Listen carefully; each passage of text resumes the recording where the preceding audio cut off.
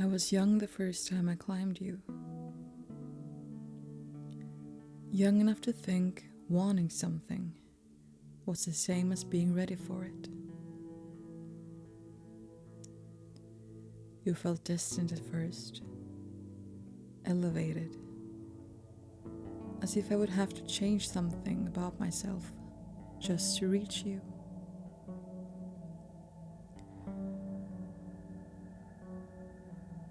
I stood there longer than I needed to. You did not come down to meet me. You never do.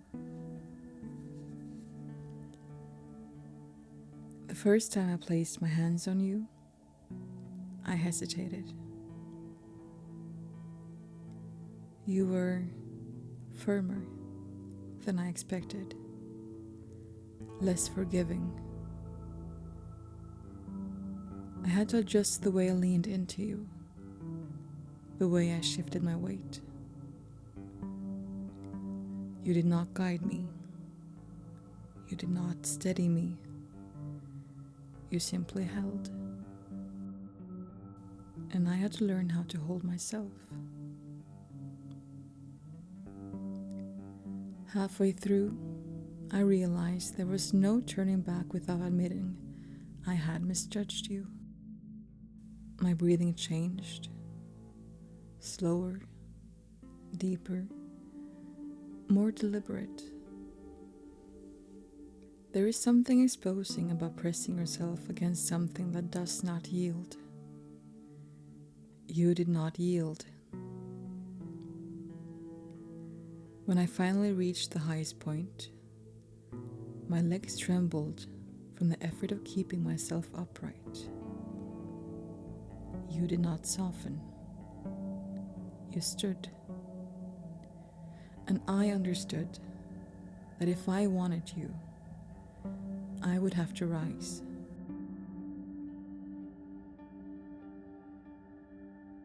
The gravel shifted beneath my boots as I found my way down. The wind met me without apology. Below, the houses were smaller than I remembered. You remained exactly where you always had been.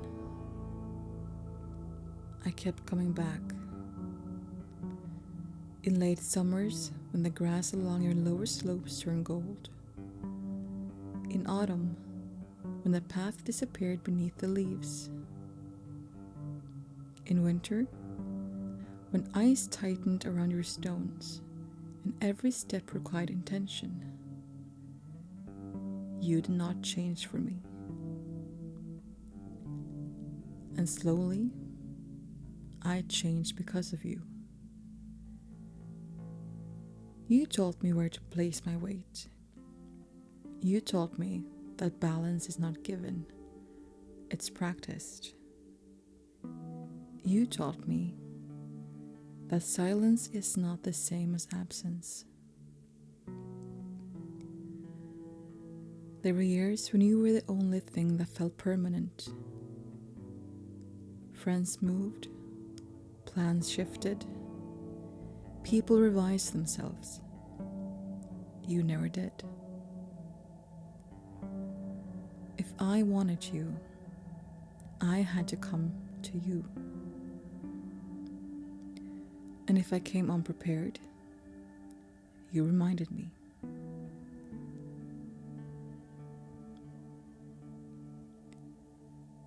When I met him,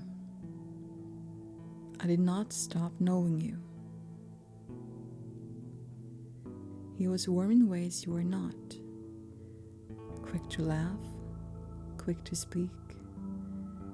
He reached for my hand without effort. With him, I did not have to rise to be seen. He stepped toward me. That felt new. There was a time I didn't come to you as often. I felt the pull. I missed you. But I stayed away. It was because of him. He told me once that he wasn't going anywhere, I believed him. Certainty sounds solid when it's spoken softly.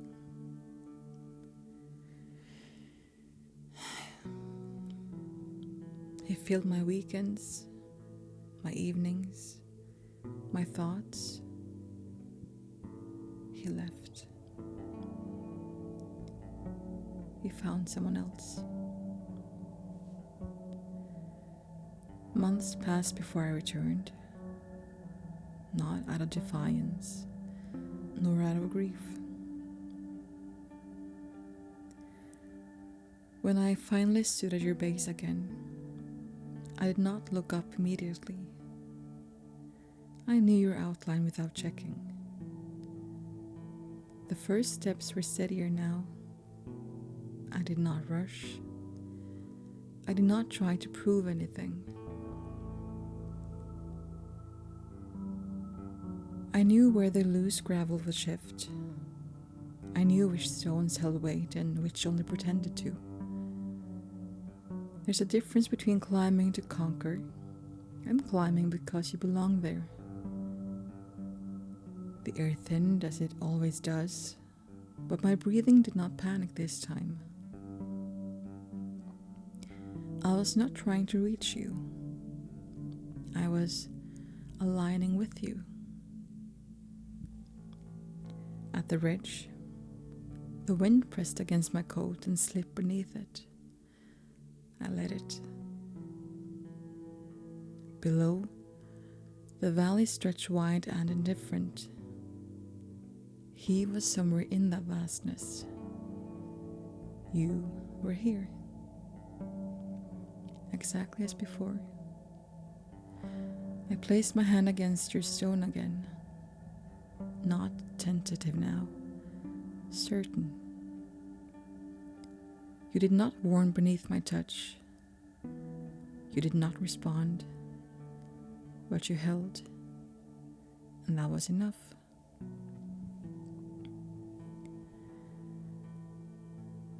I was young the first time I climbed you. I'm older now. I know the difference between warmth and steadiness, between being chosen and being shaped. He was the love that moved, and you are the love that stands.